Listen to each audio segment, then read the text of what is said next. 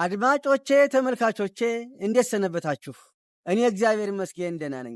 ልትገባው ይታይ ገላው እባላለሁ። የዛሬው የትምህርታችን ርዕስ የሚያተኩረው በቪታሚን ዲ እጥረት መከሰት ምክንያት ሰውነታችን ውስጥ ጉዳት ደርሷል ወይስ ጉዳት አልደረሰም ብለን ልናውቅባቸው የምንችላቸው የምርመራ አይነቶች እነዚህ ናቸው። ይሄ ቪዲዮ ለሁላችን የሚጠቅም ቪዲዮ ነው። ተከታተሉኝ። ጉዳት ደርሷል ወይስ ጉዳት አልደረሰም ብለን ለማወቅ የሚጠቅመን የምርመራ አይነት እነዚህ አምስቱ ሲሆኑ ፓራታይሮይድ ሆርሞን ምርመራ፣ ሴረም ካልሲየም ምርመራ፣ ሴረም ፎስፌት ምርመራ፣ ሴረም ማግኒዚየም ምርመራ፣ ኤኤልፒ ምርመራ ተብለው በአምስት ይከፈላሉ። የፓራታይሮይድ ሆርሞን አንደኛው ምርመራ ነው። በሰውነታችን ውስጥ ቪታሚን ዲ እጥረት መኖሩን ተከትሎ ጉዳት ደርሷል ወይስ አልደርሰውም ብሎ ለመናገር የሚያስችለን የምርመራ አይነት ይህ ሆርሞን ሲሆን አንገት ላይ የሚገኝ የፓራታይሮይድ ሆርሞን ዋና ስራው በደም ውስጥ ያለውን ካልሲየም መቆጣጠር ነው። ቪታሚን ዲ እጥረት ሲኖር ካልሲየም ከአንጀት ውስጥ አይመጠጥም፣ ወደ ደም አይሄድም፣ ወደ ደም ሳይደርስ ይቀራል። በዚህ ጊዜ ይህ ፓራታይሮይድ ሆርሞን በከፍተኛ መጠን ይመረትና ደም ውስጥ በብዛት ይለቀቃል። ከዚያ ከየቦታው ያለውን ካልሲየም ከአጥንት፣ ከጥርስ፣ ከተለያዩ ቦታዎች ያለውን ካልሲየም እየመጠጠ ወደ ደም ስርጭት ስርዓት ውስጥ ያስገባል። የካልሲየም መጠንን ኖርማል ማድረግ ዋና ስራው ነው። ስለሆነም 80% ያህሉ ችግር የሚመጣው በቪታሚን ዲ እጥረት መሆኑን ማወቅ የሚቻል ነው። ይህ በጣም ጥሩ የሆነ ጠቋሚ ምርመራ ነው። እንደምታዩት እዚህ ገጽ ላይ እዚህ ስዕል ላይ እንደምታዩት አጥንት ውስጥ የነበሩ የካልሲየም መጠኖች እዛ ኮምፓክትድ ሆነው ተጠራቅመው እና እዚያ በጣም በከፍተኛ መጠን ተጠራቅመው የነበሩት ካልሲየም በፓራታይሮይድ ሆርሞን ምክንያት ከአጥንት ወደ ደም ስርጭት እየተጋዘ ወደ ደም ስርጭት ውስጥ ይገባል። ምክንያቱም በዚህ ምክንያት የአጥንት መሳሳት እና የአጥንት ሶፍት መሆን ይከሰታል ማለት ነው። ምክንያቱም አጥንት ካልሲየምን ካጣ ውስጡ ባዶ ይሆናል። ስለዚህ በሰውነታችን ውስጥ መኖር ያለበት የፓራታይሮይድ ሆርሞን ከ15 እስከ 65 ድረስ ነው። ከ65 በላይ ከጨመረ 65፣ 66፣ 67፣ 68፣ 69፣ 70፣ 100፣ 200 እያለ ከመጣ የቪታሚን ዲ እጥረት በሰውነታችን ውስጥ አለ ማለት ነው። አጠቃላይ የካልሲየም ምርመራ ወይም በእንግሊዝኛ ቶታል ካልሲየም ሌቭል የሚባለው ነው። ይህ 60% ያህሉን የቪታሚን ዲ እጥረት ችግር ማወቅ የሚችል ነው ማለት። ሌላው ሶስተኛው በደም ውስጥ የሚዘዋወር ነፃ ወይም ከማንም ጋር ያልተቀላቀለ ካልሲየም አለ። እሱም 65% የሚሆነውን ያህሉን የቪታሚን ዲ እጥረትና ችግር መኖሩን ማወቅ የሚችል የላብራቶሪ የምርመራ አይነት ነው። ከዋናው አጠቃላይ ካልሲየም ይህኛው ካልሲየም ይሻላል። ይህንን ሐኪሞቻችን ሲጠሩት አዮናይዝድ ካልሲየም ወይም ፍሪ ካልሲየም ወይም ከሌላ ጋር ያልተቀላቀለ ካልሲየም በደም ውስጥ ዝም ብሎ የሚንቀሳቀስ ካልሲየም የሚባለው ነው ማለት ነው። ብዙ ጊዜ ሐኪሞቻችን የሚያዘዙትና እንዲሰራ የሚፈልጉት ካልሲየም ፍሪ ካልሲየም ወይም አዮናይዝድ ካልሲየም የሚባለው ነው። የዚህ ምርመራ 98% የሚያህሉን የቪታሚን ዲ እጥረት መኖሩንና አለመኖሩን እና ካልሲየም መጎዳትና አለመጎዳቱን ሊያሳውቅልን የሚችል ሌላኛው የቪታሚን ዲ ሌላኛው የምርመራ አይነት ነው።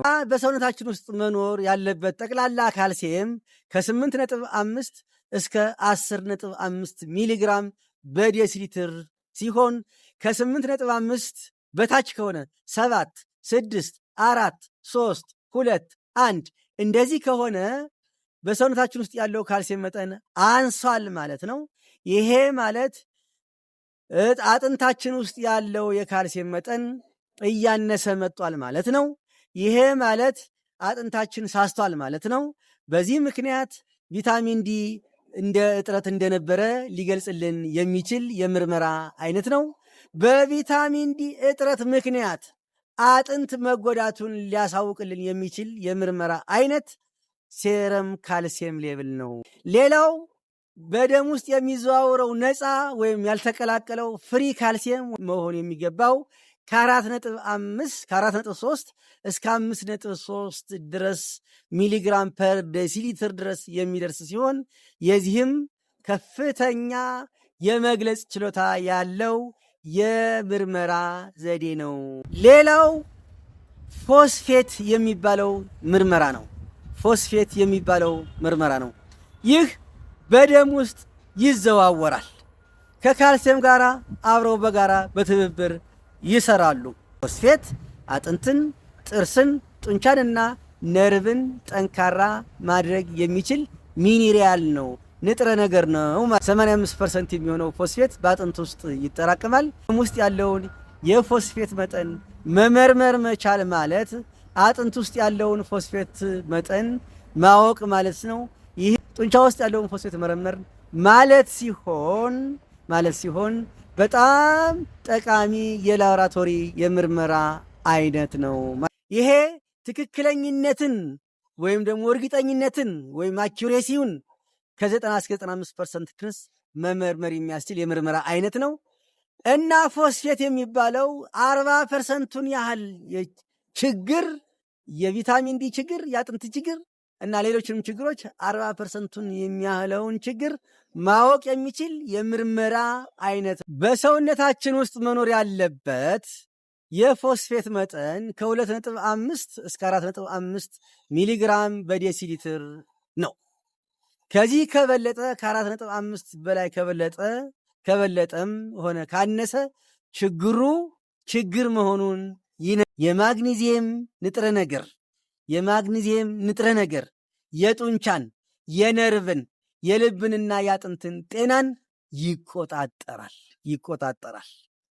ታዲያ 60% የሚሆነው በአጥንት ውስጥ ይጠራቀማል። ማግኒዚየም 60% የሚሆነው ማግኒዚየም በአጥንት ውስጥ ተጠራቅሞ ይገኛል። ቪታሚን ዲ እንዲቀየር በማነቃቃት ቪታሚን ዲ ወደሚቀጥለው ሌቭል እንደሚቀየር የሚያደርግልንና በማነቃቃት የሚሳተፈው ማግኒዚየም የሚባለው ንጥረ ነገር ነው። ቪታሚን ዲ ያለ ማግኒዚየም አክቲቭ አይሆንም። ቪታሚን ዲ አክቲቭ የሚሆነው በማግኒዚየም ንጥረ ነገር ነው ማለት ነው። ስለዚህ ማግኒዚየምን በላቦራቶሪ መመርመር አስፈላጊ የምርመራ አይነት ነው። የችግሩን 35% ያህሉን ማወቅ ይቻላል ማለት ነው። ይህም ማግኒዚየም በደም ውስጥ ከ1.7 እስከ 2.2 ሚሊግራም በዲሲሊትር የሚሆን ሲሆን ከ1.5 በታች ከሆነ ቪታሚን ዲ ሕክምናው አልተሳካም ማለት ነው። ቫይታሚን ዲ አክቲቬትድ አይሆንም፣ የተሰጠው ሕክምናም አልተሳካም። ምክንያቱም ማግኒዚየም ቪታሚን ዲን አክቲቬት ማድረግ የሚችል ነው ማለት ነው። ሌላው ኤኤልፒ ሲሆን ይህ ሆርሞን አይደለም፣ ኢንዛይም ነው። እርግጠኝነቱ 95% ድረስ ይደርሳል። ይህ መሆኑ የአጥንት መጎዳትን ሊገልጽልን ይችላል። ለምን ያህል ጊዜ እጥረቱ እንደነበረ የሚጠቁምልን የምርመራ አይነት ነው።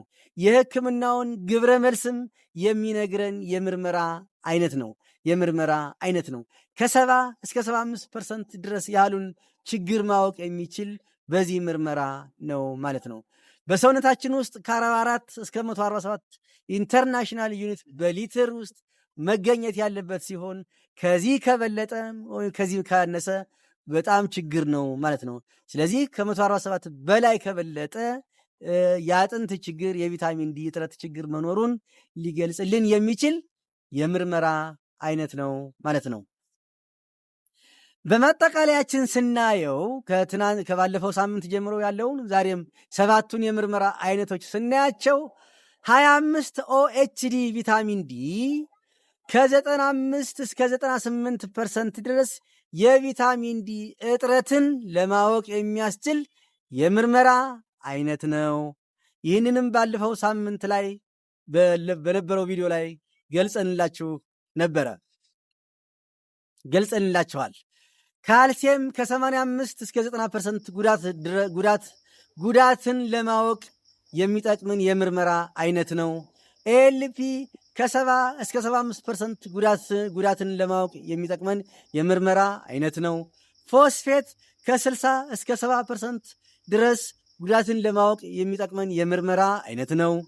ፓራታይሮይድ ሆርሞን ከ35 እስከ 45% ድረስ ግብረ መልስን የመድኃኒቱ መስራትና አለመስራቱን ቪታሚን ዲ አክቲቬትድ መሆኑንና አለመሆኑን ለማወቅ የሚጠቅመን የምርመራ አይነት ነው። ማግኒዚየም ከ20 እስከ 30% ድረስ ሕክምናው መሳካቱንና አለመሳካቱን አይነት ነው የሚለውን ነጥብ ሲሆን ፍሬ ነጥቦችን ስናይ መጀመሪያ የቪታሚን ዲ እጥረት ይከሰታል። ከዚያ ቀጥሎ ፎስፌት ከዚያ ቀጥሎ ማግኒዚየም ይቀንሳል። በመጨረሻም ካልሲየም ይቀንሳል።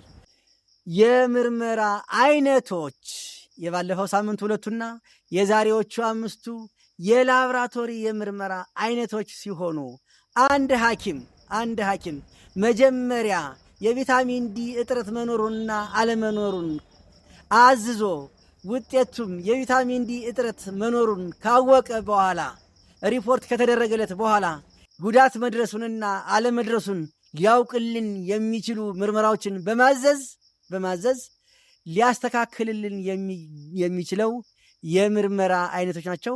ሐኪሙ እነዚህንም በአንድ ጊዜ ወይ በተናጠል ሊታደግልን ይችላል ማለት ነው። ስለዚህ አድማጮቼ ተመልካቶቼ የቪታሚን ዲ እጥረትን ለማወቅ መመርመር ያስፈልጋል። የጉዳት መጠኑን ለማወቅ ከነዚህ ከ5ቱ እንደየሐኪሙ ሁኔታ እና እንደየአስፈላጊነቱ ታዝዞ ምርመራውን በማጠናከር የቫይታሚን ዲ እጥረት መጠናቸውን እንድታስተካክሉ ለማለት እወዳለሁ። አድማጮቼ ተመልካቾቼ የዛሬው የትምህርታችን ርዕስ እዚህ ላይ አበቃለሁ። በሚቀጥለው ሳምንት በሌላ የትምህርታችን ርዕስ እስከምንገናኝ ድረስ ጤና ይስጥልኝ። ሰላም።